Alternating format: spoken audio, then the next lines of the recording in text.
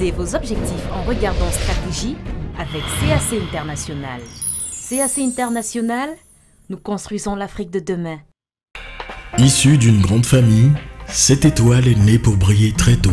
Talentueuse et ancrée dans son époque, elle passe une riche adolescence mouvementée. Dotée d'une voix caressante qu'elle n'a cessé de parfaire, elle fait le bonheur de ses auditeurs. Face à l'épreuve, elle a fait de son fardeau un cadeau du ciel. Passionnée et ambitieuse, son savoir-faire l'a emmenée au-delà de son pays natal. Aujourd'hui, directrice de sa propre société de production, elle a la voix qu'on aime entendre. Elle est la master, Laura Dave. Ayez l'envie, l'endurance, la passion et vous ferez une place au soleil. Stèle longuement brassée pour une maturité parfaite. Stratégie, le best-of. Aujourd'hui, pour commenter ce sujet et ce contenu de stratégie, nous sommes donc en compagnie de Madame Audrey Chicot, présidente directrice générale du MSMI, entreprise spécialisée. Premier invité, M. Ezo Ngolo Blaise, il est le directeur national des assurances au Cameroun. Commenter cette actualité et analyser avec nous toute cette conjoncture économique au Cameroun. Notre invité grand témoin, c'est le docteur Ariel Nitedem, enseignant d'université. Il est expert en finances publiques. Nous avons sur le plateau, elle c'est Madame Tessa, elle est Chief Executive Officer, directrice générale. L'invité grand témoin, Yann-Marie Minta, il est le directeur Cameroun de Jumia Travel. Nous retrouvons donc ici M. Frédéric Debord, toujours devant votre centre technique à Macapé. On vient de voir le directeur général de Tradex. Bonsoir DG. Bonsoir Bertrand. Merci d'être sur notre plateau, je vous en prie. Stratégie, le best-of. Incursion au cœur de la fabrique des leaders de demain, des entrepreneurs et des managers. Prenez place à bord de la caravane du week-end des entrepreneurs. L'année dernière, nous étions de la partie. Stratégie de ce mois est un numéro exceptionnel entièrement consacré au budget de l'État 2018. Deux sujets dans cette édition. D'abord une analyse de conjoncture du secteur des assurances et découvrir le métier de courtier. Nous vous invitons à prendre place auprès de nos reporters pour un autre voyage au cœur du Cameroun, un musée à ciel ouvert. Intéressons-nous à la formation académique en cycle de master au Cameroun. Stratégie de ce dimanche, ce sera aussi avec Frédéric Debord. Depuis le 21 février dernier, il est le nouveau directeur général d'Orange Cameroun. Intéressons-nous au marketing de management. Pour ce faire, analysons la nouvelle gamme de produits Tradex contenant des additifs. Prenons stylo et carnet de notes pour une formation en communication de crise. Quel est le positionnement de la communication de crise au sein d'une entreprise? Bonjour Monsieur Bouga. Bonjour Madame Audrey Chicot. Madame Essama, directeur commercial et financier de MSMI. Enchanté Madame Essama. Bonjour Madame. Bonjour Monsieur Bouga, soyez les bienvenus. Merci. Madame le directeur général, pourquoi un casque? Un casque, c'est parce que nous sommes dans une usine classée stratégique déjà, de deux Kaizen, porteuse du projet pilote Kaizen Cameroun. Et normalement, dans une usine comme celle-ci, il y a des dangers, mais le danger le plus potentiel, c'est celui de se prendre n'importe quoi sur la tête. Alors, merci déjà de nous accueillir pour cette édition de Stratégie qui, chers téléspectateurs, va s'intéresser à la formation des acteurs de l'économie camerounaise. Les entrepreneurs, mais également les managers, recourent de plus en plus à des formations et la rédaction de Stratégie est allée voir comment elle se déroule, quels sont les modules qui sont dispensés, mais aussi quels sont ceux qui sont choisis pour former.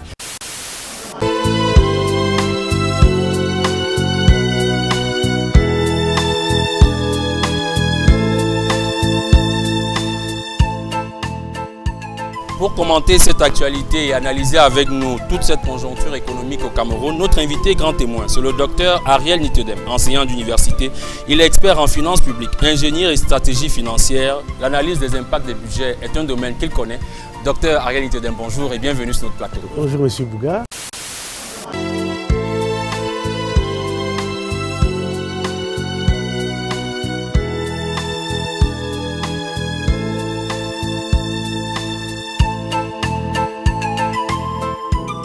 Et nous accueillons sur ce plateau en premier invité M. Ezo Ngolo Blaise. Il est le directeur national des assurances au Cameroun. Bonjour M. Ezo, veuillez vous asseoir s'il vous plaît.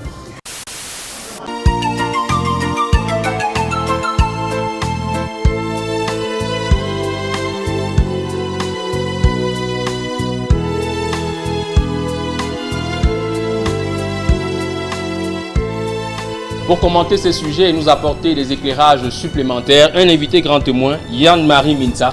Il est le directeur Cameroun de Jumia Travel. Bonsoir. Bonjour messieurs. Et nous sommes donc à Douala à la rencontre de notre invité grand témoin, je vous l'ai annoncé, monsieur le directeur général, bonjour. Bonjour Bertrand. Merci de nous accueillir ici à Douala. Bienvenue à Makepe, le centre technique et administratif d'Orange Cameroun.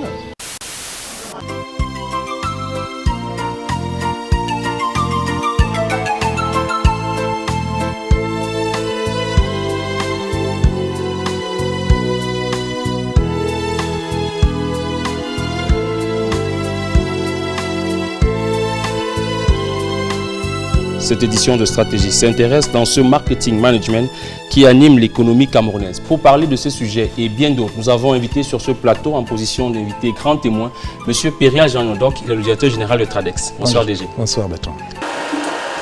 Stratégie, le best-of. Alors là, nous sommes en train d'entrer dans les ateliers. Le cœur du métier, vous pouvez normalement entendre, on entend le bruit des machines, mais elles ronronnent. On a l'atelier de fabrication mécanique où on a de grosses bêtes. Là, on est vraiment, ça c'est du terrain, c'est vraiment le terrain. Et comme je vous dis, je parlais du Kaizen tout à l'heure, M. Bouga, vous marchez exactement en respectant cet intervalle là où on voit les pas, oui. Voilà, les allées jaunes avec des pas, et on suit les pas. Alors, je dois vous présenter déjà les machines, parce que là, tout ce qui est horizontal, ce sont des fraiseuses de toute taille. On en a au fond, donc ce côté à droite de nous, c'est que des fraiseuses, en fait, tous les métiers du fraisage. Et tout ce qui est très allongé, c'est des tours.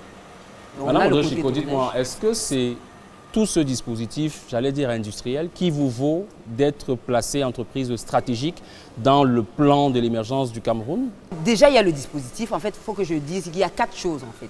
On a le dispositif outil de production. Ensuite, la première chose en fait qu'on doit mettre en exergue, c'est l'opérateur, dont la ressource humaine, et dont on parlait tout à l'heure des formations, c'est leur performance, parce qu'on peut donner la machine à n'importe qui, mais ce n'est pas tout opérateur lambda qui pourra savoir les utiliser. Donc on a d'abord, moi je mets en premier les machines, en second la ressource humaine, en troisième position la matière, en quatrième position l'outillage. Donc, dans un atelier comme celui-ci, voilà ce qui nous permet aujourd'hui à l'État, et parce que c'est ça qui fait la multipolarité de MSMI qui travaille pour tous les secteurs de l'industrie du Cameroun. Il faut bien dire tous les secteurs confondus. Au Cameroun, il existe notamment l'Académie camerounaise de leadership qui, elle, a choisi de former des jeunes Camerounais en leur offrant donc une formation atypique à travers notamment des partages de connaissances avec des experts qui sont très recherchés. Quel est le profil de ces personnes qui forment aujourd'hui les jeunes au sein de l'Académie camerounaise de leadership? Pourquoi acceptent-ils et quel est le contenu de la formation? Brice Fotso et Anissé Simon ont séjourné pendant une semaine à Ombé. Voici leur reportage sur la fabrique des leaders camerounais de demain.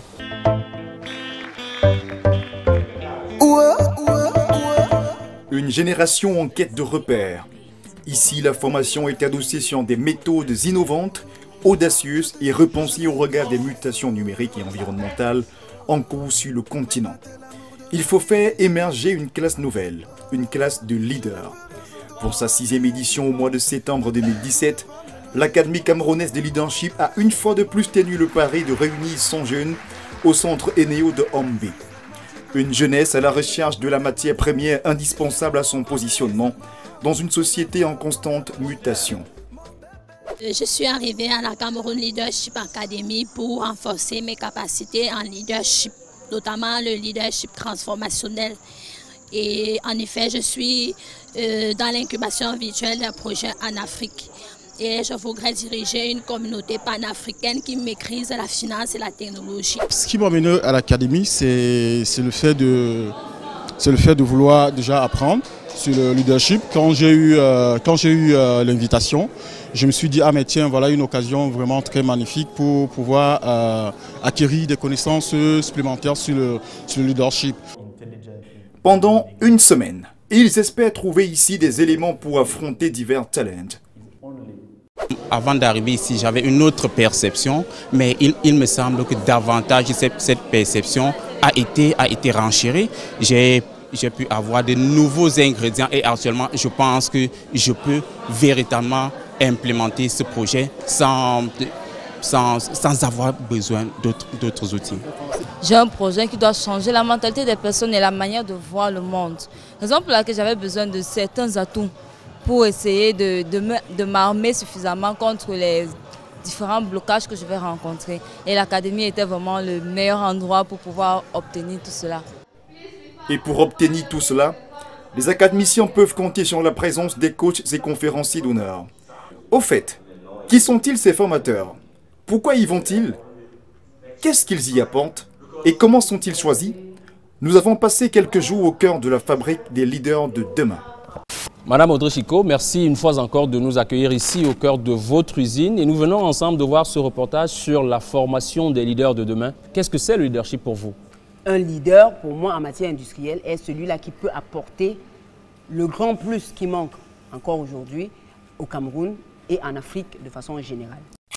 Je vous invite à présent à regarder un deuxième reportage dans cette édition de Stratégie qui, je le rappelle, est dédiée à la formation des acteurs de l'économie camerounaise. Et nous allons voir comment des spécialistes dans leur domaine s'organisent au cours d'un week-end pour donner des bonnes pratiques managériales à ceux qui entreprennent. Alors, la découverte du week-end des entrepreneurs, c'est en compagnie de Anissé Simo, Merveline Tapi et Arnold Dahl.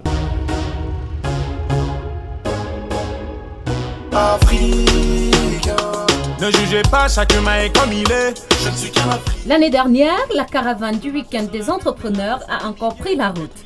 La route des bonnes pratiques managériales et entrepreneuriales, la route pour 2 régions du Cameroun. Celle de l'Est au mois de juillet et le train pour le Nord Cameroun en décembre dernier.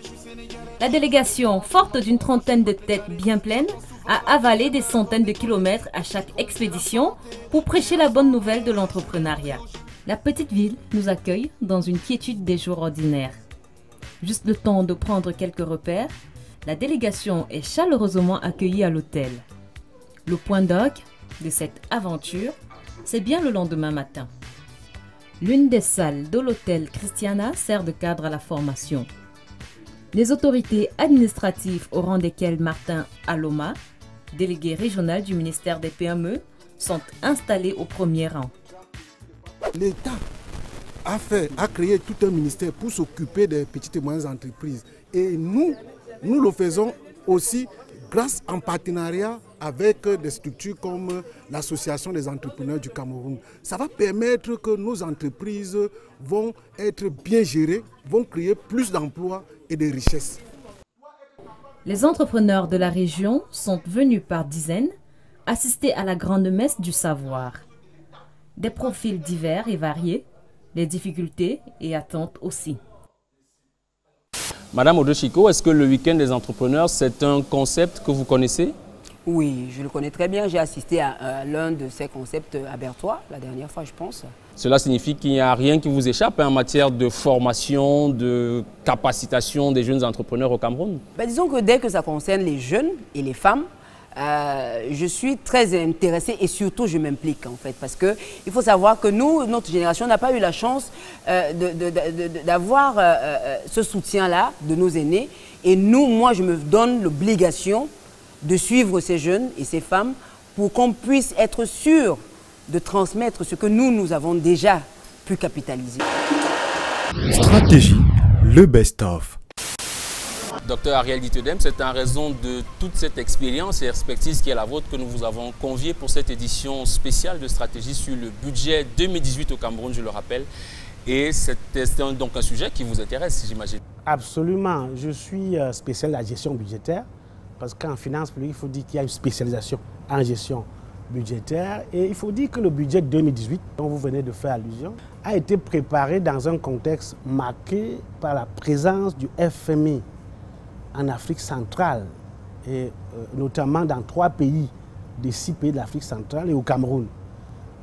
Et le FMI, on sait pourquoi il est arrivé en Afrique centrale, c'est pour 2 ou 3 raisons.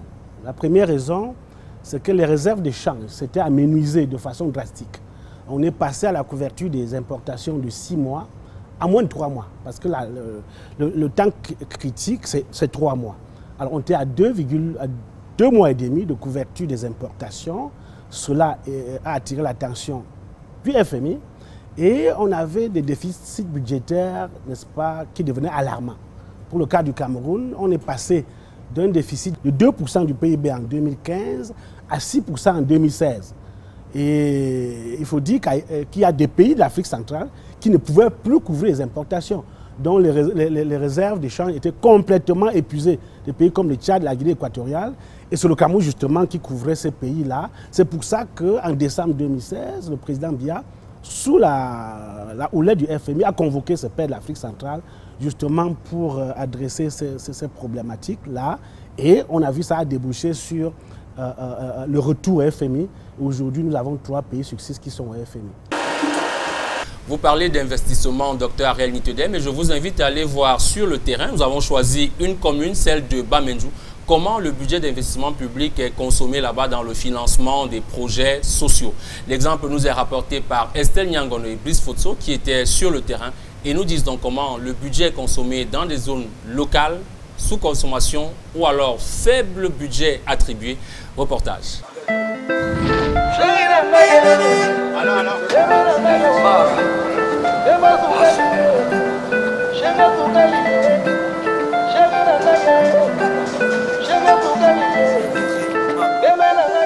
Le moment est venu d'aller sur le terrain, examiner comment l'État dépense concrètement l'argent public au bénéfice des populations. Il faut le dire, la plus grande source de financement des projets communaux, c'est l'État. Parce que nous, communes, on n'a pas assez de ressources. Donc, il y a l'État, il y a les démembrements de l'État qui sont le PNDP, le FECOM, il y a les bailleurs de fonds, mais vous ne pouvez aller que vers les bailleurs de fonds que si vous êtes crédible aux yeux de l'État, il faut que l'État vous accompagne. Alors, si la population a un pont comme celui-ci, ça prouve que le gouvernement pense à elle. Si la population reçoit de l'argent pour construire un bloc de 2 salles de classe, elle sent que le gouvernement est là. Si la population reçoit de l'argent, si la commune reçoit de l'argent pour doter un village d'un centre de santé, elle sent que le gouvernement est là. Mais l'État et ses démembrements ne financent pas seuls les projets. Les populations sont invitées à mettre aussi la main à la poche. Et l'apport des populations se fait ressentir quand nous devons rechercher le financement, par exemple, auprès du PNDP.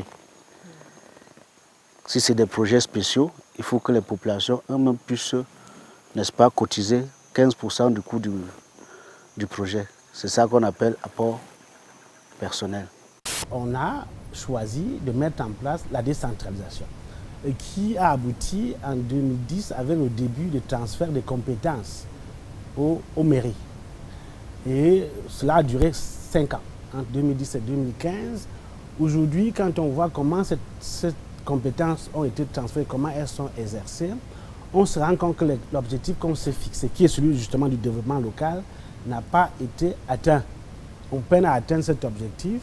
Et cela d'ailleurs, c'était basé sur un nouveau paradigme de développement qui veut que l'État central ne soit plus le seul acteur de développement parce que c'était plus possible. Des questions d'associer à l'État central, les collectivités locales et le secteur privé comme acteurs de développement. Merci Dr Ariel Nitedem pour toutes ces explications. Nous n'en avons pas terminé avec la loi de finances 2018. Voici une plongée au cœur de Africure, une entreprise basée à Douala et qui a gagné en confiance grâce notamment au soutien que lui apporte le gouvernement dans son implémentation et ses réalisations. Reportage au cœur de cette usine de fabrication de médicaments génériques avec Jean-Vincent Tienéum et Brice Fotso.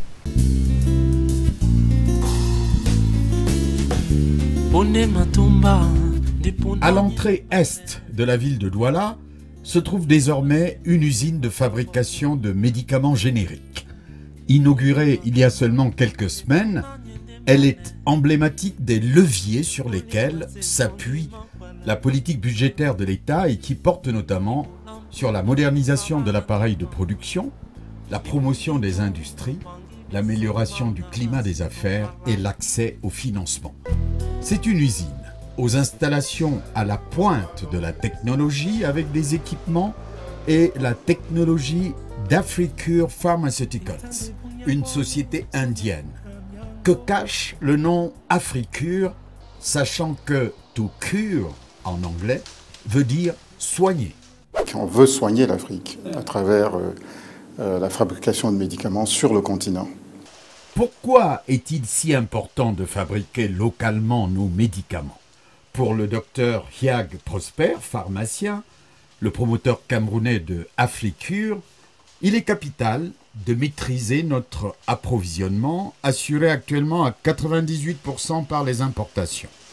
Nous devrions pourtant avoir tiré les leçons de la dévaluation de 1994. Au lendemain de la dévaluation du franc CFA, tous les importateurs ont décidé d'arrêter de commercialiser leurs produits en attendant le changement des prix, de la formule des prix, puisqu'il y avait eu un changement de la parité. Et ceci a duré 3 semaines. Pendant 3 semaines, les pharmacies se sont dépouillées de tout ce qu'elles avaient. Quand cela a repris, quand l'approvisionnement a repris, les médicaments avaient doublé, parce que la nouvelle formule faisait passer le produit à 1,64 de ce qu'il était avant. Produire localement, certes, mais en garantissant la qualité des produits. Qu'est-ce que le gouvernement doit continuer à faire pour encadrer ces opérateurs privés au-delà de ce type d'appui qui est donné pour leur mise en route? Oui, le gouvernement doit continuer à encadrer ce qu'on appelle les grands champions. C'est de ça qu'il s'agit. Et c'est la voie de demain, c'est la voie du futur. Et s'il faut apprécier un ministre, on a vu un ministre, le ministre Moutazé, on l'a vu à l'œuvre, on a vu le gouvernement, n'est-ce pas, aller dans le sens, n'est-ce pas, d'encourager les grands champions. Parce qu'un pays ne peut pas véritablement se développer sans ces grands champions. Stratégie, le best-of. Vous êtes vous-même diplômé des assurances, n'est-ce pas, à l'Institut des assurances de Tours depuis 1988. Depuis le milieu des années 95, vous êtes en position de responsabilité sur les questions des assurances au Cameroun. C'est-à-dire, si vous connaissez le secteur et que vous pouvez l'analyser avec nous. Il s'agit en fait de faire quoi? De renforcer la capacité des assureurs à faire face à leurs engagements, à savoir payer les sinistres. Jusqu'aujourd'hui, nous avions un capital minimum qui était de 1 milliard. Et ce capital-là n'a pas permis toujours aux compagnies d'assurance de pouvoir régler les sinistres avec les aides qui convenaient. C'est pour ça qu'il a été réévalué la question du renforcement de leur solvabilité. Le capital va passer de 1 à 5 milliards. C'est vrai qu'au Cameroun, il y en a déjà certaines qui sont déjà à ce niveau. Mais il y en a quelques-unes également qui auront besoin de se mettre à niveau. Nous allons donc voir dans le premier reportage de cette édition comment le sinistre, le règlement des sinistres précisément, reste le principal goulot d'étranglement dans la relation assureur-assuré. Reportage.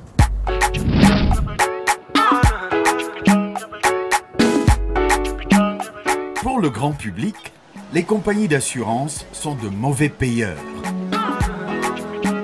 Au moment de régler les sinistres, elles seraient aux abonnés absents. Une accusation très loin de la réalité, selon les assureurs. Les assureurs gagneraient à plus communiquer, à expliquer leur métier, à expliquer pourquoi tel ou tel sinistre ne sont pas payés et à dire véritablement ce qui est payé, parce que les compagnies payent les sinistres.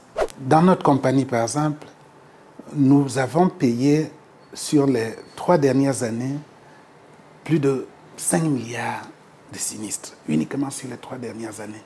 Quand on compare ça au niveau de notre chiffre d'affaires, on trouve qu'on fait suffisamment et qu'on fait à temps. Aujourd'hui, les assurés attendent d'abord rapidité et efficacité lorsqu'ils déclarent un sinistre. Malheureusement, dans le processus du règlement des sinistres, certaines branches telles que l'automobile sont complexes car faisant appel à des intervenants autres que les assureurs, notamment les forces de l'ordre, ayant la compétence exclusive de dresser les procès-verbaux avant de faire le constat, les tribunaux qui doivent prononcer les jugements d'hérédité en cas de décès, donc pas moins de 8 étapes à franchir, ce qui peut prendre au moins 1 année. Il y a un contrôle. Bon, il y a déjà qu'il y a environ 8 étapes ou bien 8 personnes qui interviennent dans le règlement de sinistre. qui ne sont pas, ces personnes ne sont pas l'assureur. C'est des tiers, c'est les victimes elles-mêmes. Bien. Et puis d'autres personnes à côté des victimes qui doivent intervenir. C'est ça qui fait que le règlement des sinistres en responsabilité civile soit long. Une autre initiative récente prise pour accélérer le règlement des sinistres de la branche automobile est l'indemnisation directe des assurés, IDA. Sur 100 sinistres, 80% sont des sinistres matériels et il faudra les payer très rapidement. Donc, on a mis ce système en place pour le règlement rapide des sinistres. C'est les sinistres corporels qui vont poser de problèmes, mais on y réfléchit. Quelle est la description que vous faites du problème qui existe entre assureurs et assurés dans le règlement des sinistres? L'assurance, c'est un contrat entre un assureur et un assuré. Et chacun a ses engagements. L'assuré verse une prime. Là, immédiatement, il paye et pour lui, ça suffit pour l'essentiel. Et puis pour l'assureur, il s'agit de régler le sinistre le moment venu. Cela entend et engage un certain nombre d'actions. La première action, c'est que l'assureur doit s'assurer qu'il y a bien eu effectivement sinistre. Et un sinistre qui rentre dans le cadre de son contrat. La deuxième chose, il doit essayer d'évaluer à peu près combien va coûter ce sinistre, combien il doit débourser pour indemniser l'assuré. Je vous invite donc à regarder le deuxième reportage consacré à l'Africa CEO Forum. Il va nous donner la possibilité justement à vos deux chers invités et à nos téléspectateurs de voir quelle était la participation du Cameroun à cette rencontre. Chiffres, données, nombre de participants, mais également avis de ceux qui y étaient. C'est dans ce reportage que nous suivons maintenant sur la participation Cameroun à l'Africa CEO Forum à Abidjan. L'Africa CEO Forum 2018 aura confirmé la montée en puissance des délégations d'Afrique anglophone qui représentaient cette année 50% des participants avec une forte présence nigériane et ghanéenne. Quid du Cameroun? Une trentaine de chefs d'entreprise camerounais ont fait le déplacement d'Abidjan. À l'invitation des organisateurs pour être panélistes, comme Madame Kate Kani-Tometi Fotso, PDG de Telcar Cocoa, qui a participé à une table ronde sur le parcours exceptionnel des femmes ayant percé dans leur profession jusqu'à atteindre les sommets. Ou Richard Loé, PDG de Activa Assurance, qui a représenté le secteur privé africain à un panel sur le capital investissement. Un autre Camerounais, Acha Leke, était présent comme membre du jury d'un des prix décernés aux entreprises par le Forum. Mais nombreux sont les chefs d'entreprise camerounais qui sont venus dans la capitale ivoirienne pour nouer des contacts ou parler affaires avec leurs homologues, à l'instar de Perial-Jean Niodok, DG de Tradex, que nous avons surpris en pleine discussion dans un salon de l'Hôtel Ivoire. D'autres sont venus vendre leur expertise ou leur plan d'affaires ou rechercher des financements. Nous sommes toujours en compagnie de nos deux invités, le directeur national des assurances ici à Yaoundé au ministère des Finances et puis Madame Tessa qui elle revient d'Abidjan où s'est tenu l'Africa CEO Forum en tant que chef d'entreprise. Comment vous préparez votre participation à une telle rencontre? Quelles sont les dispositions que vous prenez? C'est vrai qu'on ne va pas au hasard, hein. Surtout que ce n'est pas mon premier forum, donc j'ai un peu pris l'habitude. Alors l'organisateur a mis en place, pour celui-là en particulier, une application qui permet de savoir qui sont tous les participants au forum, les pays d'origine, les secteurs d'activité. Donc tout le monde, tous les participants sont sur l'application, y compris les présidents d'ailleurs. Donc vous avez la latitude d'envoyer un message à un président. Donc ça vous permet de prendre des rendez-vous, d'envoyer des messages aux personnes que vous voulez rencontrer en avance et ça vous permet comme ça d'organiser votre agenda. Et puis après, avec les conférences qui sont prévues, vous avez le programme, vous pouvez un peu caler votre agenda comme ça. Moi, je le fais la veille ou l'avant-veille, comme ça, je ne perds pas de temps. Merci, monsieur le directeur national des assurances, d'être sur notre plateau pour nous apporter tous ces éclairages sur le dossier relatif au traitement des sinistres en assurance, sinistres souvent subis par des assurés qui ont donc besoin, vous l'avez dit, d'améliorer en toute responsabilité leurs relations avec des assureurs. Stratégie s'appuie sur l'expérience de la société Les Mutuelles Réunies Assurances pour présenter le métier du courtier et examiner les réformes souhaitables pour améliorer les relations entre les courtiers et les assurances. Reportage.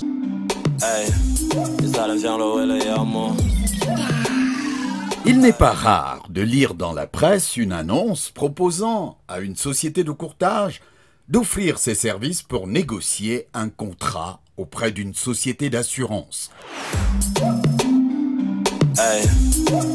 La question qui vient à l'esprit est de comprendre pourquoi il est important de s'en remettre à un courtier pour souscrire une police d'assurance. Le courtier a la main mise sur le secteur d'activité générale. Il connaît quelle compagnie, dans tel risque, quels sont ses ratios, dans tel risque, quels sont ses ratios, est-ce qu'ici c'est porteur, est-ce qu'ici c'est pas porteur. Donc il est celui-là même de bien dire au client, à l'assuré, ou au futur client que non. En prenant ce risque santé, si tu pars directement ici, est-ce que tu sais, d'après les statistiques, que cette compagnie en ce moment-ci se porte comme ceci dans ce secteur? Est-ce que tu sais? Maintenant, parce qu'au moment du sinistre, il ne faudrait pas juste que tu sois parti. Au moment du sinistre, la compagnie n'arrive pas à réaliser ou à faire dans les délais convenus d'après le code SUMA ou par rapport à sa réaction sur le plan commercial. Et tu te retournes donc vers le courtier pour dire que, ou bien tu te retournes auprès de la compagnie, ou bien comme on entend souvent dans la chanson populaire, tu vas dire que les assureurs sont les menteurs. Parce que tu n'as pas pris la peine de te rapprocher auprès d'un conseil dont le rôle dans le livre 5 du code SUMA est l'obligation de conseiller. Le courtage d'assurance représente plus de 60% du chiffre d'affaires et emploie plus de 60% des effectifs du secteur des assurances au Cameroun. Ce secteur vit un véritable malaise depuis quelque temps. Les compagnies d'assurance ont tendance à prendre les intermédiaires comme des concurrents. Pourtant, la relation compagnie d'assurance intermédiaire est complémentaire. Monsieur le directeur national des assurances, est-ce que vous êtes, vous, au courant qu'il y a parfois des malentendus entre les compagnies et les courtiers? Je pense que globalement, les compagnies d'assurance et les courtiers, au-delà des courtiers, les intermédiaires s'entendent plutôt bien. Chacun a son rôle, chacun a sa place. Et si d'aventure il y en a quelques-uns qui n'ont pas pu gérer les petits soucis avec leurs partenaires compagnie, ce n'est pas quelque chose de mon point de vue qui est notoire, hein, qui peut entacher le bon fonctionnement de l'industrie de l'assurance au Cameroun. Stratégie, le best-of. Nous parlons dans cette édition de tourisme et précisément d'écotourisme à travers deux sites, deux régions choisies au Cameroun. Est-ce que pour vous le potentiel touristique camerounais est suffisamment valorisé? Là encore, je parle de votre expérience à Jumia Travel. Alors, suffisamment valorisé par qui? Je dirais qu'au Cameroun, on a vraiment un potentiel touristique énorme. Vous savez, le Cameroun est à cheval entre, on va dire quoi, les tropiques et la zone équatoriale, ce qui fait que le Cameroun, c'est un peu l'Afrique en miniature. Maintenant, il faut quand même savoir que le tourisme, je suis né dans les années 90-80, donc j'ai trouvé ça ainsi. Le PIB, la contribution du tourisme au PIB du Cameroun est juste de l'ordre de 5%. Ce qui fait que, par réflexe, peut-être l'État ne concentre pas tous ses efforts là-dessus. Et du coup, on pourrait conclure que ce n'est pas suffisamment valorisé quand on regarde les sites, etc. Monsieur Minta, vu la jeunesse de Jumia Travel, vous ne connaissez peut-être pas encore tous les sites touristiques camerounais, notamment ceux qui ne sont pas encore répertoriés et qui ne bénéficient pas du financement de l'État pour leur entretien et leur restauration. C'est le cas dans la région du Sud, berceau de l'écotourisme, où se trouvent notamment les stations d'Ela Taïbolova ainsi que la caverne des fantômes. Un potentiel touristique jusqu'ici très peu connu, mais qu'il faut aller découvrir. Guide touristique pour cette première étape, Estelle Nyangono et Arnaud Ndal, reportage.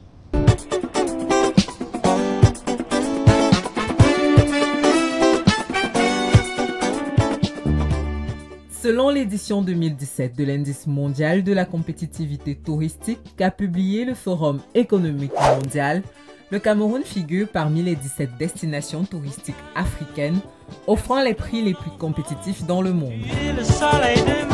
Nous avons pu le constater en novembre dernier dans notre série dédiée au potentiel touristique du Cameroun Afrique en miniature, grâce aux Grassfields qui ont la particularité d'être un musée à ciel ouvert. L'on ne saurait s'arrêter en si bon chemin tant le potentiel touristique du Cameroun est vaste, à l'image des 413 000 étendues de forêts et d'eau du sud Cameroun. Première escale, la capitale régionale du sud. L'histoire raconte que c'est sur l'une de ces montagnes qu'un chasseur aurait trouvé un chimpanzé pourri à l'ère de l'administration coloniale, d'où l'appellation Ebolowo, qui par la suite est devenue Ebolowa. Son histoire coloniale, ses mystères et sa population chaleureuse font son charme.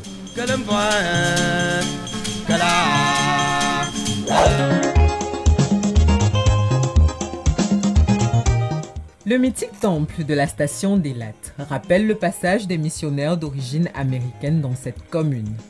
Construit à proximité du centre-ville en 1932, le temple d'Elat est considéré comme la plus prestigieuse des églises dans cette contrée grâce à son architecture rustique et à son histoire.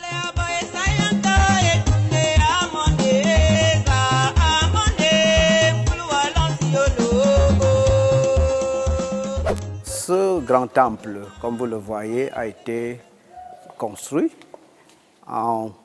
et dédié au Seigneur en 1932. Les travaux ont duré 3 ans. Donc en 1929, les travaux ont commencé. Nous sommes l'haricot.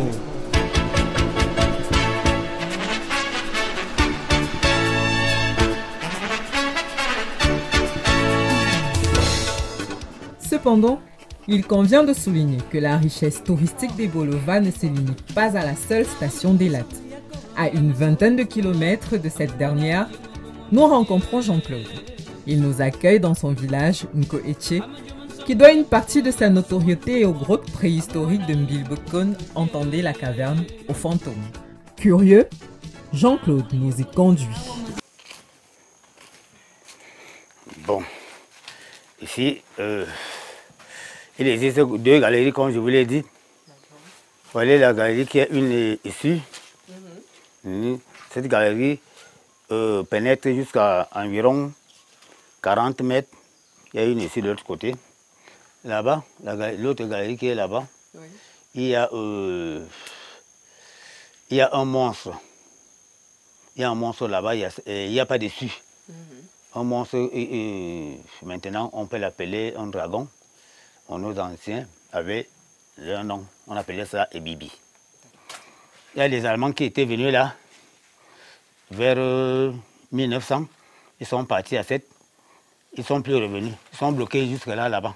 Quand vous voyez cette présentation, qu'est-ce que cela vous inspire, vous qui travaillez sur le développement et la commercialisation des sites touristiques?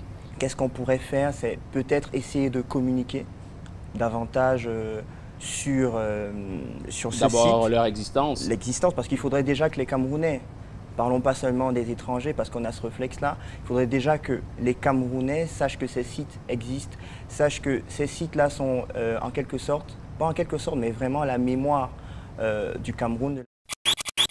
Je vous invite à faire un autre voyage. C'est la visite des chutes des Komkan. Nous sommes encore dans le Mongo. Et ce site répertorié par le ministère du Tourisme et des Loisirs a abrité le tournage du film Tarzan. Nous sommes là dans les années 80. Et figurez-vous que le magasinier sur le plateau à l'époque y est encore et a servi de guide touristique à nos reporters qui reviennent donc des chutes des Komkan. Avec ce reportage, c'est Merveline Tapi et Brice Lionel Fotso une fois de plus.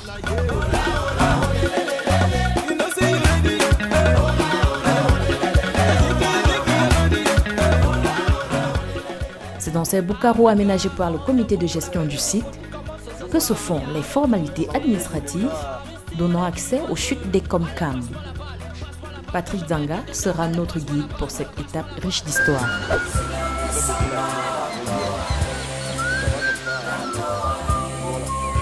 Ouais, c'est la même.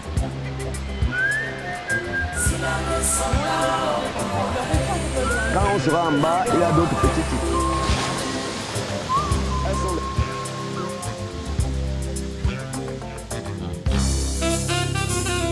Ici s'organisent mariage, cocktails et il est même possible de camper sur le site. Mais la plus grande attraction, ce sont ces chutes vertigineuses. 80 mètres de hauteur, elles comptent parmi les plus hautes au Cameroun. Elles seraient, selon le guide, classées 2e chute les plus hautes d'Afrique après le Zambèze et 4e mondiale devant le Niagara. On compte environ 800 visiteurs par an. Des touristes locaux pour la plupart.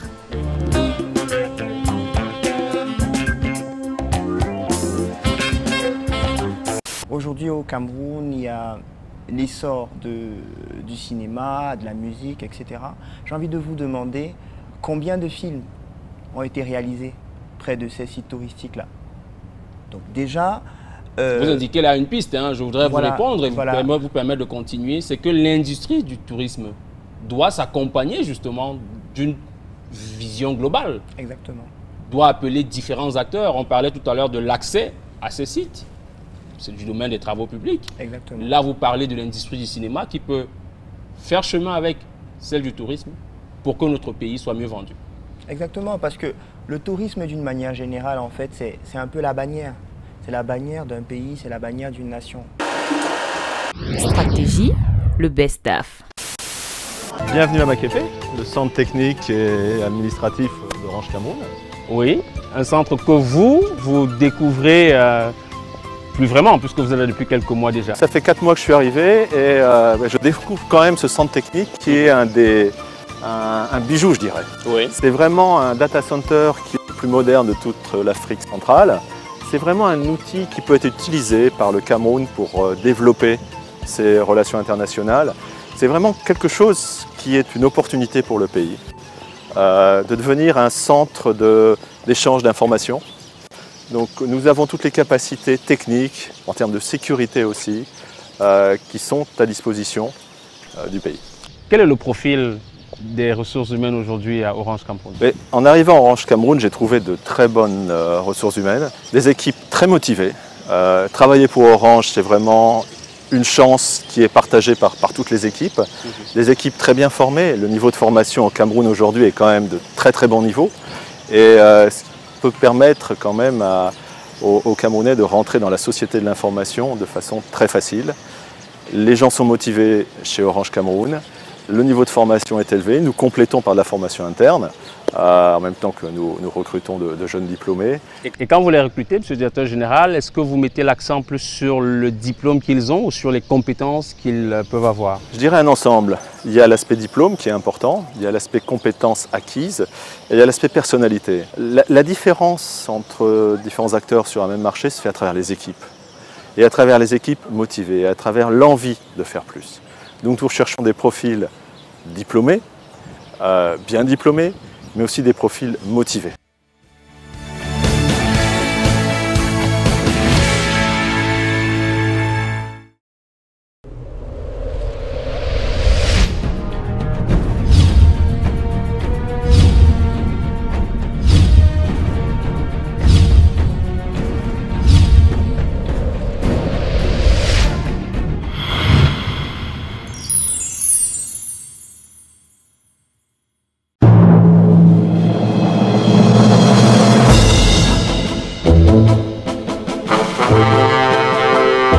Je développe mon savoir-faire dans le respect des valeurs mutualistes qui me guident et me permettent de m'adapter à l'environnement dynamique dans lequel nous évoluons. L'information et la sensibilisation des populations sont ma raison d'être.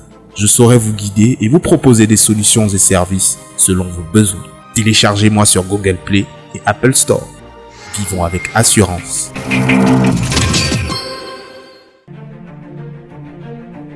Dans la vie, comme dans le sport, l'action d'un individu peut tout changer.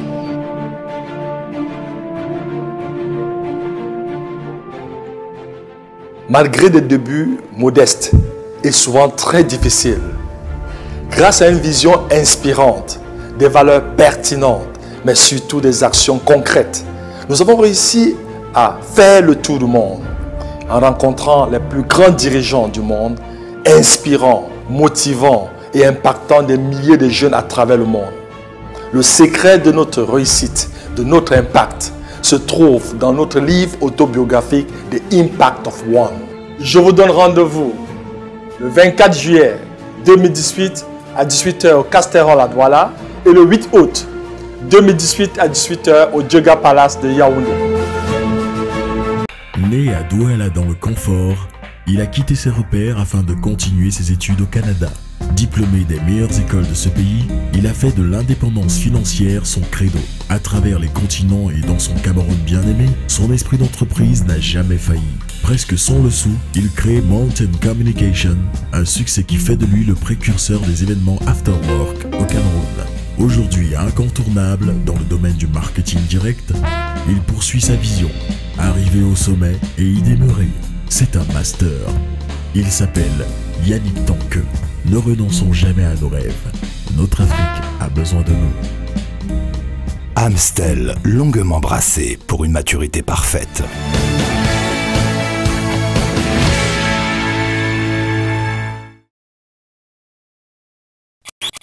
Nous allons permettre à ceux qui nous regardent de découvrir l'homme qui, depuis plusieurs mois donc déjà, est passé par des signatures de conventions, des visites d'orphelinat, mais également d'autres cérémonies comme la remise de certificats de formation. Je n'ose pas parler de tout ce qu'il a fait dans le cadre de la Fondation Orange. Il s'agit pour nous de voir comment le manager qui entre en fonction se déploie et imprime déjà ses marques. C'est Merveline Tapi et Brice Fotso qui signent ce premier reportage sur les 100 jours de Frédéric Debord à Orange Cameroun. Ce soir-là, le nouveau directeur général d'Orange Cameroun prend officiellement fonction. Nommé le 14 février par le conseil d'administration, il succède à la Camerounaise Elisabeth Medou-Badan, désormais directrice de zone et porte-parole du comité de direction d'Orange pour le Moyen-Orient et l'Afrique. Après une semaine, je me suis rendu compte qu'il y avait beaucoup de choses à faire, comme chaque fois qu'on arrive dans une entreprise. Vous tous qui êtes ici, nos partenaires, nos amis, nos fournisseurs, nos clients, nos autorités de tutelle, eh bien, je veux juste terminer ce petit message en disant on va continuer, on va travailler pour vous, on va travailler avec vous pour que Orange, ce soit la marque du cœur pour le Cameroun et pour les Camerounais.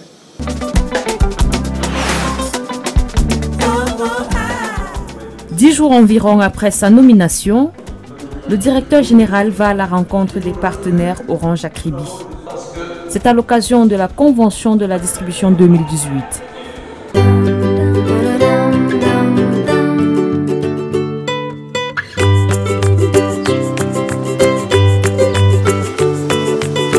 Ce jeudi 29 mars, il prend part à la remise des attestations de fin de formation aux premiers bénéficiaires de l'atelier de fabrication numérique Angola Fab Lab. 3 projets ont été présentés au cours de cette cérémonie, dont un capteur soleil ou encore ce distributeur de cacahuètes. J'ai été émerveillée de voir la valeur ajoutée qu'ils ont apportée à des systèmes qui existaient déjà. Le défi qui est devant, je les encourage à persévérer, c'est que le tout n'est pas de créer tout ce qu'on a vu. Il faut pouvoir le commercialiser.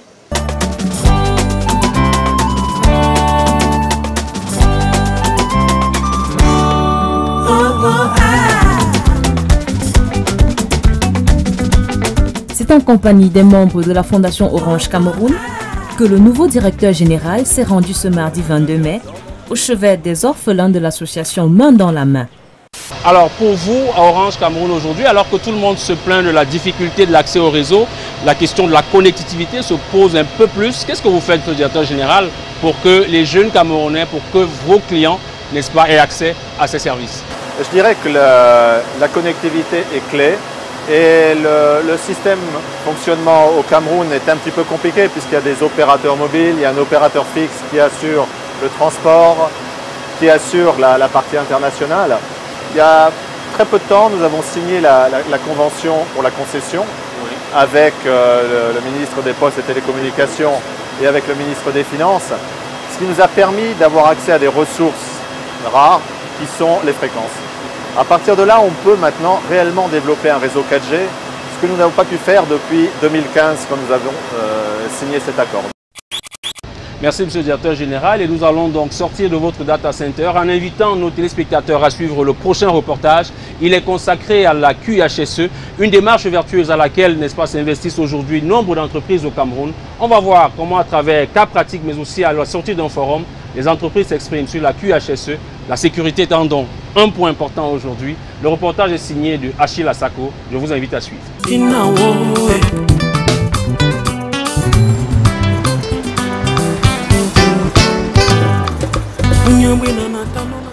Ce mardi 2 mai est un jour spécial au siège du JICAM à Douala. Dans la salle principale, ambiance feutrée et studieuse, des orateurs expérimentés venus d'Europe et d'Afrique se succèdent sur le pupitre.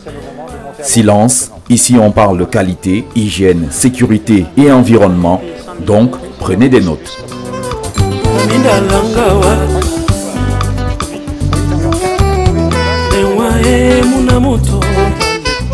Le maître des séants et organisateur de toute cette grand-messe n'est autre que Roland Kouemen du cabinet Conseil panafricain Go Ahead Africa. Roland Kouemen, c'est l'icône de la réussite entrepreneuriale jeune au Cameroun ces dernières années et ancien président mondial de la Jeune Chambre internationale, rien que ça, avec un CV long comme le bras.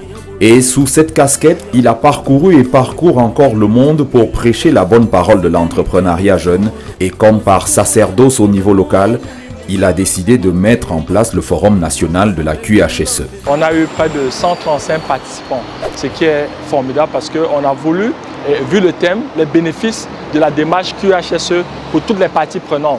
On s'est dit les 2 premières éditions, on s'était focalisé sur la performance, sur la connexion. Et c'était un forum exclusivement des experts QHSE et les techniciens QHSE, les animateurs QHSE dans les multinationales et les PME. Parmi les experts, véritable grosse tête invitée à ce forum, Marie Buis-le-Turc. Elle est partie d'ici, de l'ESCES de Lyon, la plus grande école française dédiée à la qualité et la sécurité, abritée par l'Université catholique de Lyon. Vous l'avez compris, c'est 3 écoles. 3 écoles et 340 étudiants. Après avoir parcouru 6000 km pour dispenser son savoir, nous retrouvons Marie à la fin des travaux au JICAM. De son discours, on comprend qu'on est loin du compte en matière de respect des normes de qualité, hygiène, sécurité et environnement dans les entreprises, que ce soit au Cameroun ou même dans le monde. L'an dernier dans Stratégie, on parlait déjà de QHSE. Il y avait déjà une entreprise à laquelle nous nous étions intéressés, appelée la STIC, Société des transports des hydrocarbures du Cameroun. Ça, c'était l'an dernier. Cette année, nous avons décidé de repartir du côté de STIC pour savoir ce qui a changé entre-temps et si la politique QHSE avait réellement amélioré quoi que ce soit dans le fonctionnement de cette entreprise. Rendu à la base, située non loin de la Dibamba et à 2 pas du stade de Japoma, à la sortie est de la ville de Douala, nous sommes accueillis par Emeric Tienke. Emeric, c'est le monsieur QHSE de la STIC. Il vit, respire, pense à la qualité, l'hygiène, l'environnement et la sécurité dans et hors de cette entreprise. Aujourd'hui, on va dire que déjà, un processus par exemple comme le processus réaliser les tournées, qui est notre processus vraiment de réalisation, c'est ça qui est directement en contact avec le client. Ce processus-là, on l'a amélioré ainsi que plusieurs autres processus. Et nous avons des résultats. Par exemple, vous verrez, vous voyez avec les courbes là, regardez au niveau de la courbe des accidents. Vous allez voir comment ça évolue.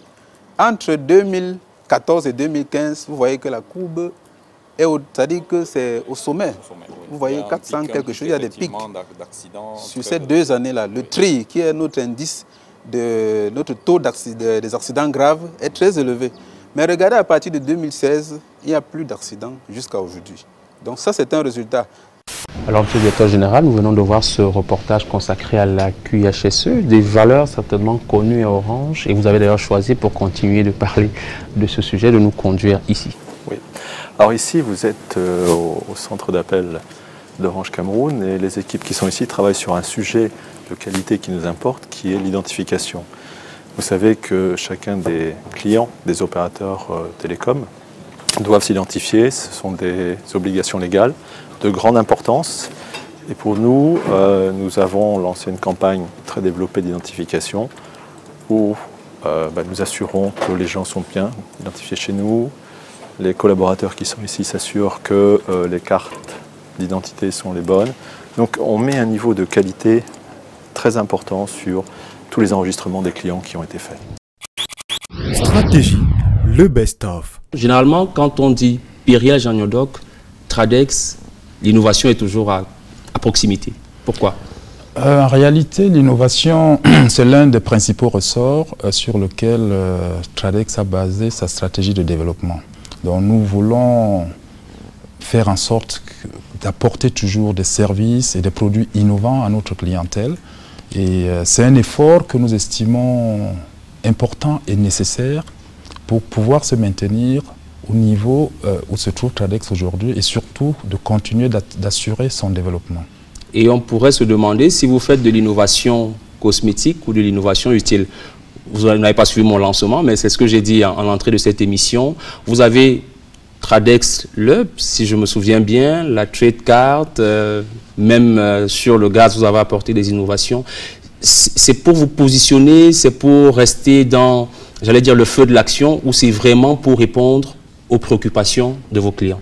En réalité, nous sommes engagés vis-à-vis de notre clientèle pour que chaque service ou chaque produit que nous mettons sur le marché, non seulement se positionne sur la tranche haute par rapport à la compétition, et généralement on essaye de faire toujours mieux que la compétition, mais bien plus, nous tenons à ce que les produits que nous mettons sur le marché apportent des solutions à des problèmes réels, même non exprimés par les clients. C'est un peu le cas de la bouteille de gaz. J'ai voyagé partout dans le monde. Je n'ai pas vu une bouteille équipée avec un contrôle de consommation. Mais nous avons identifié le fait d'avoir une rupture de gaz pendant que la ménagère fait la cuisine comme un problème qu'il fallait adresser.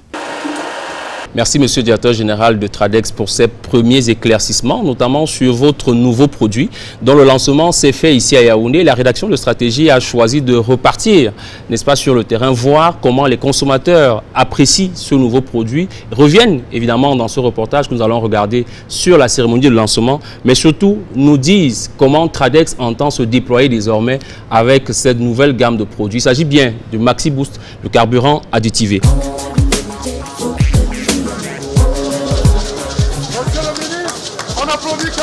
Des applaudissements pour une révélation très attendue. Et un ministre de la République pompiste, cela n'arrive pas tous les jours.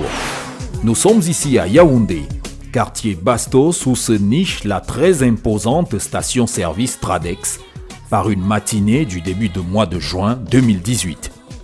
Et autour du ministre de l'Eau et de l'Énergie, Gaston Elundu Esomba, du beau monde, le délégué du gouvernement auprès de la communauté urbaine de Yaoundé, Gilbert Timiévouna, et d'autres invités VIP, conduits par le maître des séants, Pyrial Jean Nyodoc, le directeur général de Tradex SA.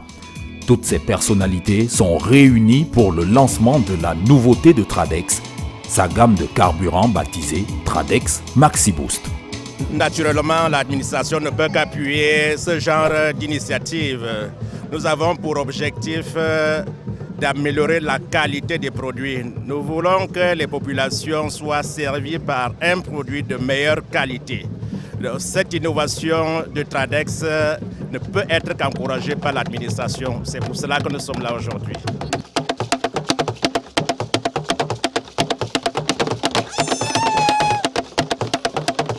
Pour la venue du Maxi Boost, Tradex a mis plus que les petits plats dans les grands. L'ambiance folklorique est là pour rappeler la filiation nationale du premier et plus important distributeur d'hydrocarbures du Cameroun. L'occasion est trop belle, il faut marquer le coup et les esprits. La présentation offerte par le top management édifie un peu plus les convives sur les innovations de cette gamme de carburants. Je m'en vais vous présenter une solution innovante pour une performance durable de vos moteurs. Les questions environnementales ne sont plus aujourd'hui considérées comme elles étaient il y a quelque temps. C'est devenu un sujet beaucoup plus qu'important.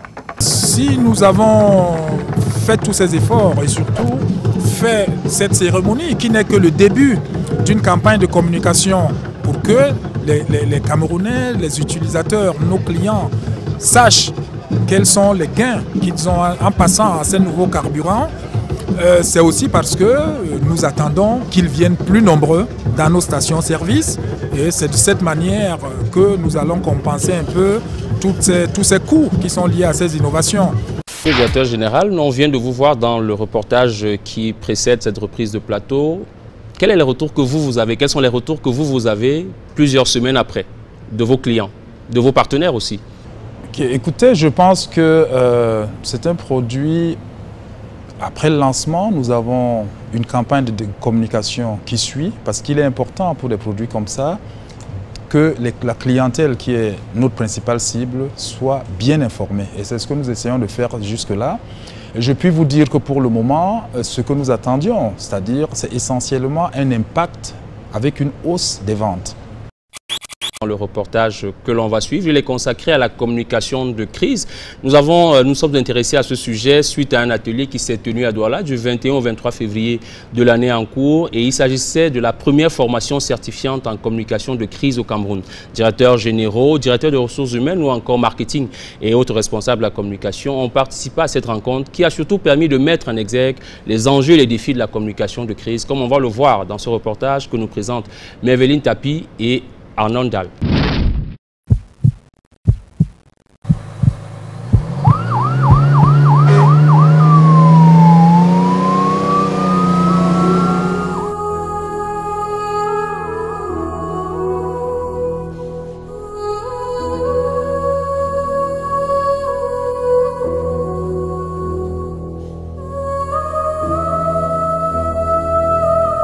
Ce 21 octobre 2016, le temps a comme suspendu son envol.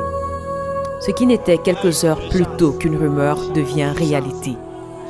Confirmation faite à travers cette photo postée sur la toile par l'un des survivants de ce drame. Le Cameroun entier est en deuil. Certains ont du mal à croire en ce qu'ils écoutent, lisent et voient sur les réseaux sociaux. Triste réalité, le Cameroun vient d'enregistrer sa plus grave catastrophe ferroviaire. Pour la société Camrail, c'est une crise sans précédent. L'entreprise fait face à un déferlement de critiques et de condamnations. Sa prise de parole est tatillonne, ses messages confus, sa stratégie de communication en cette période de crise laisse à désirer. Le cas Camrail n'est pas isolé. Le 14 février 1998, au quartier Sam, lieu-dit SCDP, du fait de la présence en ces lieux des cuves de la Société camerounaise des dépôts pétroliers, un wagon plein de carburant faisant la manœuvre se détache et cogne un autre wagon. Les deux se renversent, laissant alors échapper l'essence qu'ils transportaient. Pendant près de 4 heures, les populations venant des alentours du lieu de l'accident et même d'ailleurs, se ravitaillent sans se soucier du danger. Lorsque le feu s'invite à la fête, l'irréparable se produit, transformant les lieux en un gigantesque brasier, alimenté par plus de 100 litres d'essence. À l'arrivée, ce sera près de 200 victimes, dont de nombreux brûlés.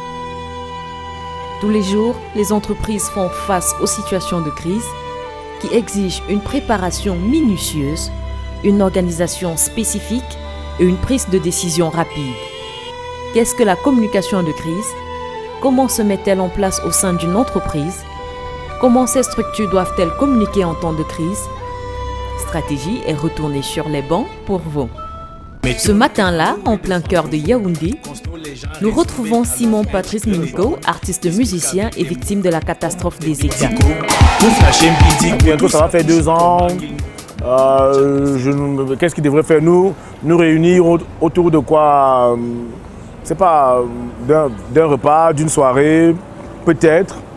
Parce que quand c'est pour payer les assurances et tout ce que vous voulez, toutes les factures du monde, les entreprises sont très modernes, elles sont pleines d'idées en vous harcelant de SMS.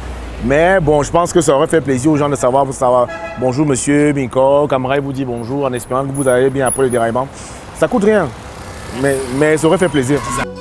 Ils sont directeurs généraux, directeurs marketing, directeurs de ressources humaines et même chefs de cellule de communication. Tous ont pris part du 21 au 23 février dernier à la première formation certifiante au Cameroun sur la communication de crise.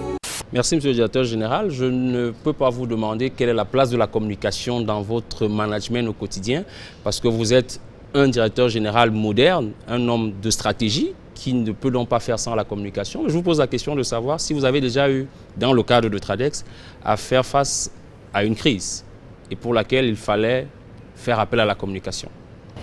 D'abord, je vous confirme que c'est déjà arrivé, mais vous savez que nous travaillons dans un domaine où les aspects de sécurité, les aspects de protection de l'environnement sont primordiaux. Donc, en réalité, nous sommes obligés, dans nos analyses de risque, d'intégrer tout cela et de préparer des solutions en cas de crise. Merci Péria Janiodok d'être sur notre plateau pour parler de ces additifs qu'apportent aujourd'hui les entreprises dans leurs services et leurs produits. Nous avons choisi un produit que vous connaissez bien, c'est le carburant, la distribution du pétrole. Mais il y en a un autre qui est lié à une industrie, celle de la beauté, et où là-bas aussi on voit de plus en plus d'investissements, de femmes qui mettent donc beaucoup d'argent. Mais pourquoi? Pour se faire belle, extension de paupières et autres. Vous me direz que le sujet peut paraître léger pour cette édition de stratégie, mais ce qu'il faut savoir, c'est qu'il y a un véritable business derrière ces investissements que font les femmes pour se rendre de plus en plus belles. Regardons ce reportage que signe pour nous Estelle Nyangono.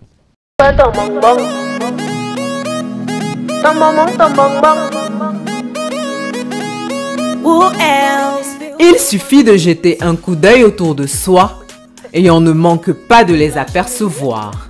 Ces femmes, coquettes et bien mises. Oui, les femmes camerounaises sont de plus en plus préoccupées par leur beauté physique. Mais une question demeure. Combien cela coûte de se faire belle?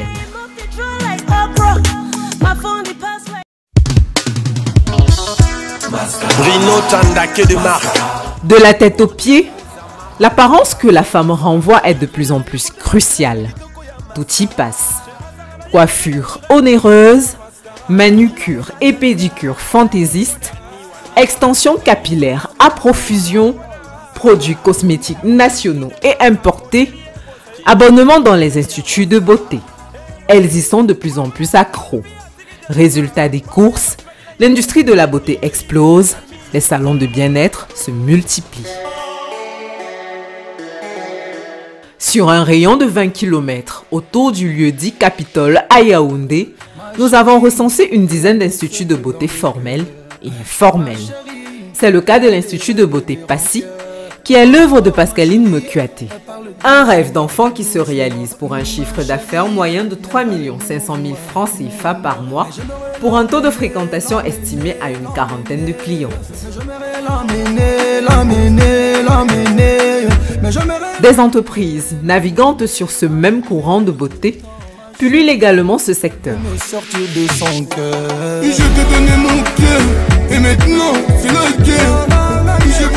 Il s'agit des entreprises d'exportation, de commercialisation et de distribution des extensions capillaires d'origine péruvienne, brésilienne et mongolienne.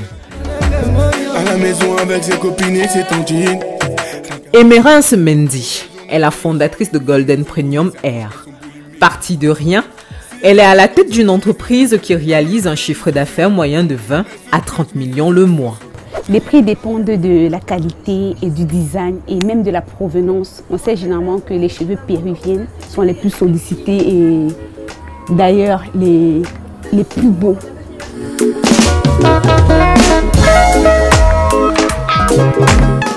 Combien la femme camerounaise est-elle prête à débourser pour être coquette? Manicure, pédicure, jacuzzi, hammam, massage, soins de visage. Suis-je à prendre ou à laisser? Abidjan, le but disposant.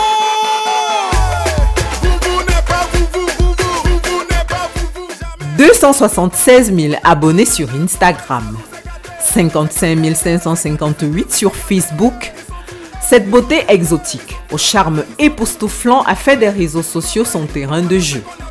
Résultat des courses, elles veulent toutes lui ressembler. Du Cameroun au Mali, en passant par la Côte d'Ivoire, le Bénin et le Gabon, des dizaines de milliers de jeunes femmes s'identifient à elle. Surfant sur cette notoriété, elle a procédé en juin dernier à l'inauguration de Eliam, son institut de beauté et sa marque de cosmétiques, sous la houlette du ministre camerounais des Arts et de la Culture.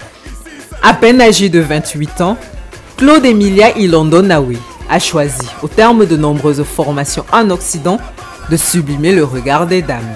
Au Cameroun, les gens ne connaissent pas encore le domaine dans lequel on s'est installé. Enfin, il n'y a pas beaucoup de gens qui le connaissent, à part vraiment soit des femmes qui voyagent, des gens qui sont pas fréquents au Cameroun, des gens qui voyagent beaucoup. Alors j'ai aussi eu des clients qui viennent d'ailleurs, de l'étranger, de Paris, des États-Unis. Donc pour le moment, franchement, je suis agréablement surprise vu qu'on n'a pas encore fait de spot publicitaire ou quoi que ce soit, mais on a déjà touché une bonne partie de la population camerounaise. Ici, les offres sont innovantes. Pour une épilation à la cire ou au fil, la somme à débourser varie de 15 à 30 000 francs CFA. Pour une extension de sourcils, il faudra débourser la somme de 37 500 francs CFA. Le microblading lui coûte 180 000 francs CFA et le micro-shading 225 000 francs CFA.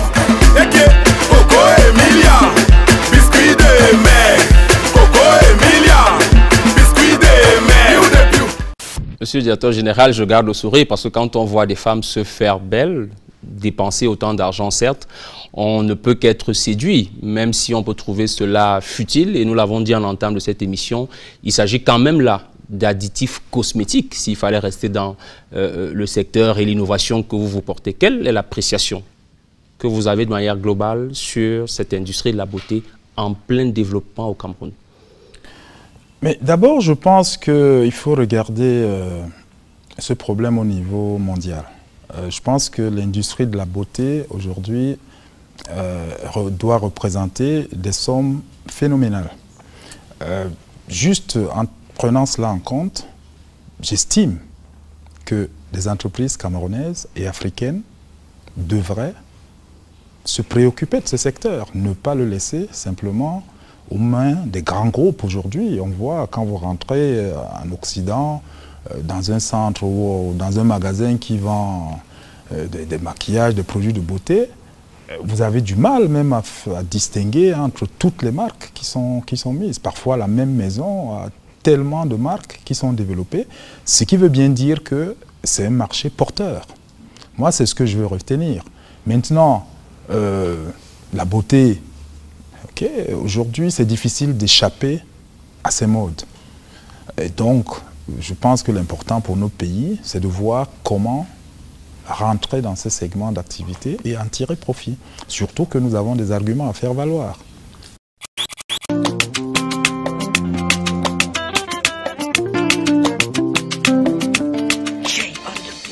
Maquillage, soins pour le corps, crème anti-rides. Les produits de beauté se multiplient autour de nous sans qu'on ne sache toujours d'où viennent leurs composantes. Entre les fleurs au nom exotique, des huiles essentielles au nom mystérieux ou encore des fruits à la chair colorée, les entreprises de cosmétiques redoublent d'efforts pour faire voyager leur clientèle dans l'univers du bien-être. Parmi les ingrédients de ces recettes miracles, des produits d'origine africaine en général et camerounaise en particulier. Pour les découvrir, votre magazine va vous conduire à la rencontre de certains de ces produits naturels, gardiens de la beauté dite traditionnelle. Parmi les artisans de la beauté traditionnelle, certaines entreprises ont décidé de se donner les moyens de réussir. Parmi elles, une bénéficie aujourd'hui d'une notoriété établie. Inspirée de l'immensité des richesses et traditions africaines, Chouanta est un safari national, véritable concentré des dirigeants du Cameroun. Un projet ambitieux porté par le docteur Jean-Jacques Wounfak, qui a su exploiter les secrets de la beauté africaine afin de contribuer à valoriser les produits du type hyponyme. Retour en plateau avec Perial Jean-Nyodok, directeur général de Tradex. Selon vous, que peut apporter davantage, vous avez commencé à nous le dire, mais l'Afrique notre charme africain à cette industrie de la beauté? Je pense que la femme africaine,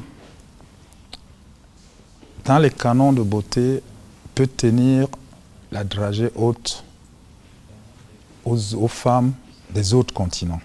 Parce que quand on regarde même la manière traditionnelle pour la femme africaine de considérer la beauté, vous voyez par exemple si je prends ici au Cameroun, quand on va au nord, elles utilisent le aïné, je ne sais pas comment ça s'appelle. Le henné pour se faire une beauté particulière. Je pense qu'on a vraiment des atouts. Mais bien plus, comme je l'ai indiqué tout à l'heure, même quand on voit les composants qui en fait sont souvent les molécules principales, la matière active, le principe actif, parfois, dans la plupart des cas, c'est des produits qui sont cultivés ici, en Afrique, qui sont même pris ici, lorsqu'ils ne peuvent pas être cultivés dans ces pays. Stratégie, le best-of. Là, on a une spécificité, parce que ça, c'est très, très, très important. C'est ça qui fait le forage pétrolier. Et donc là, c'est une fraise de forage. Je ne sais pas si vous imaginez ce que ça veut dire. On est quand même là à un niveau technique très élevé. Merci Madame Audrey Chicot d'avoir permis à l'équipe de production de Stratégie et à notre rédaction de venir jusqu'ici dans votre usine, dans votre atelier, pour nous montrer comment le Cameroun est prêt au plan industriel à affronter la concurrence, mais surtout, nous avons de quoi offrir des matériaux de qualité à ceux qui en ont besoin. Voilà, la dernière phrase, nous avons vraiment de quoi offrir du matériau de qualité, surtout déjà pour la sous-région, on a la maîtrise, on est prêt. Là, nous sommes en train de sortir. C'est l'occasion de vous dire que vous n'avez plus besoin de votre casque, nous n'avons plus besoin de casque. Donc, on va pouvoir les rendre à Madame Salah. C'est des questions de sécurité. On n'est plus à l'intérieur de l'usine, donc on n'a plus besoin de les avoir. Merci Madame Salah de nous avoir prêté vos casques.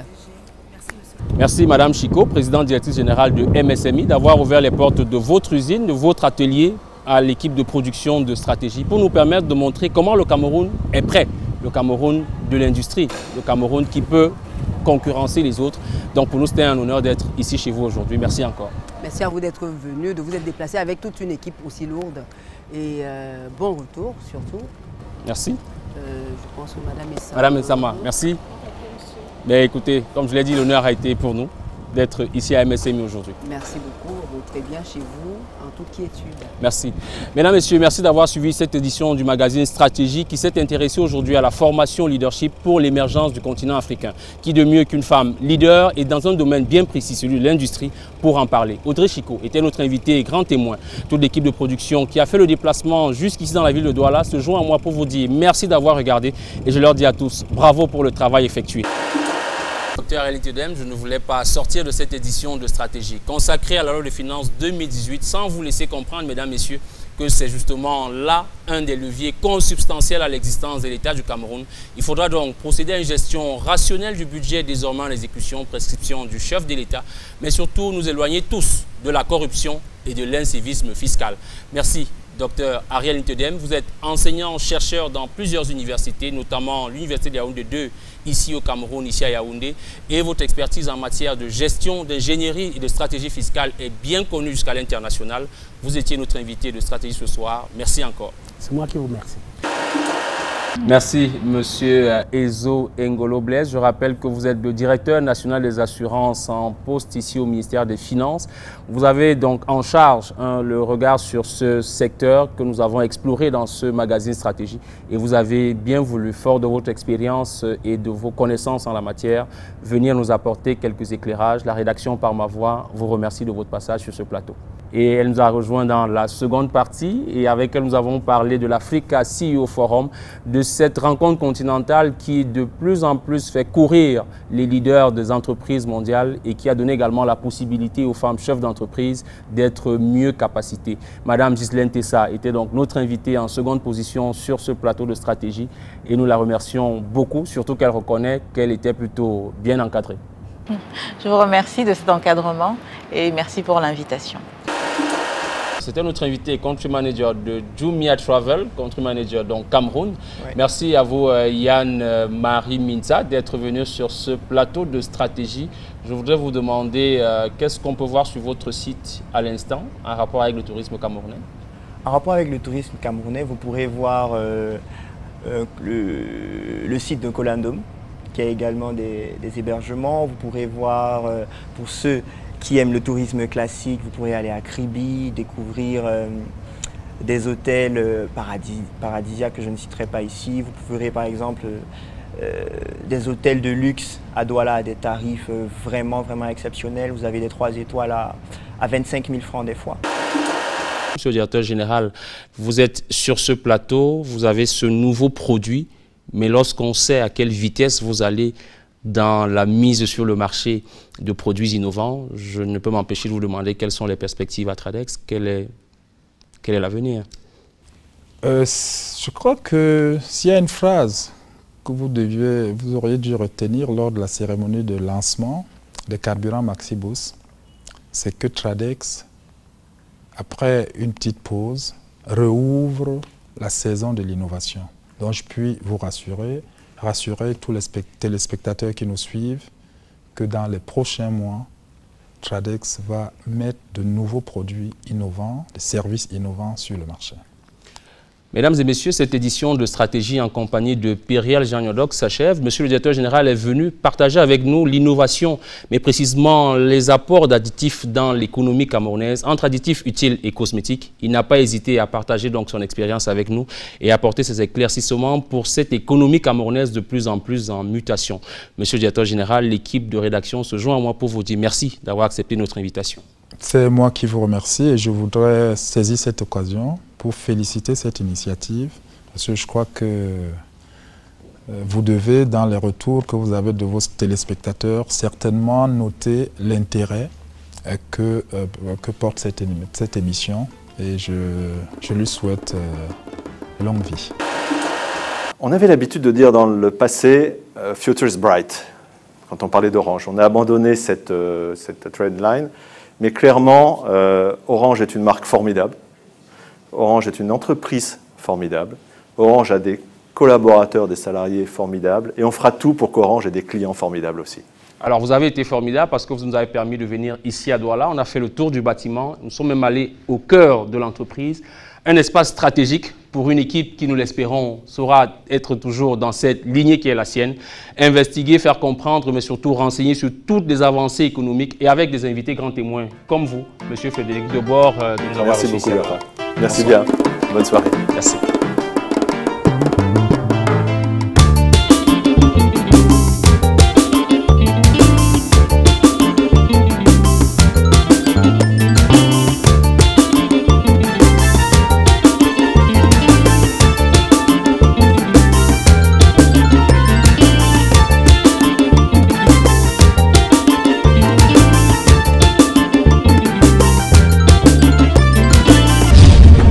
Vous avez regardé Stratégie avec CAC International.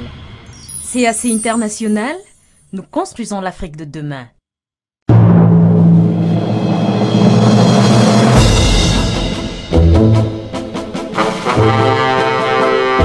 Je développe mon savoir-faire dans le respect des valeurs mutualistes qui me guident et me permettent de m'adapter à l'environnement dynamique dans lequel nous évoluons. L'information et la sensibilisation des populations sont ma raison d'être.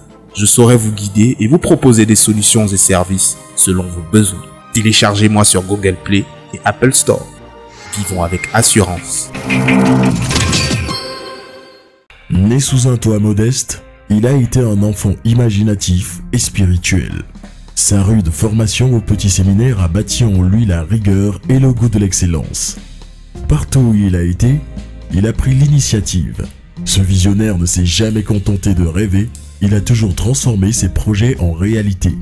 Quand il lance Comme News, magazine unique en son genre au Cameroun, il fait preuve d'une audace et d'un goût de risque dont seuls les leaders sont capables. Créateur du quotidien de l'économie, un autre de ses succès, lui c'est le master, Thierry Ekouti. Ne vous contentez pas de travailler, réinventez-vous chaque jour. Amstel, longuement brassé pour une maturité parfaite.